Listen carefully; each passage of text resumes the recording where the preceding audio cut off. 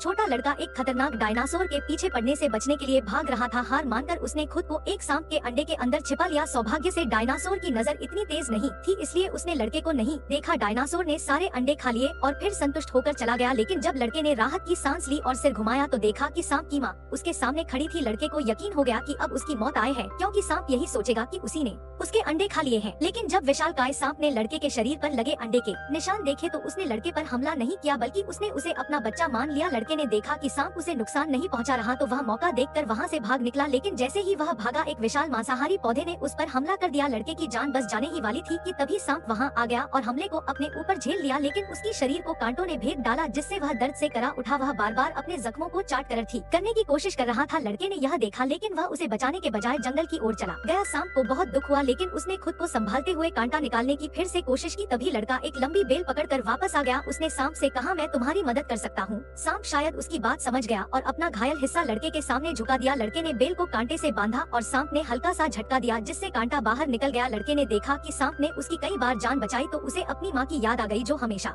उसे बचाती थी। उसने सांप से पूछा, क्या तुम मेरी माँ को ढूंढने में मेरी मदद कर सकते हो? सांप उसे छोड़ना नहीं चाहता था, लेकिन फिर भी उसने जोर से दहाड़ लगाई और लड़के को उसकी माँ के पास छोड़ दिया। इसके बाद वह दौड़कर वापस गया और डायनासोर से लड़ने लगा ताकि माँ बेटे दोनों वहाँ से सुरक्षित भाग सके।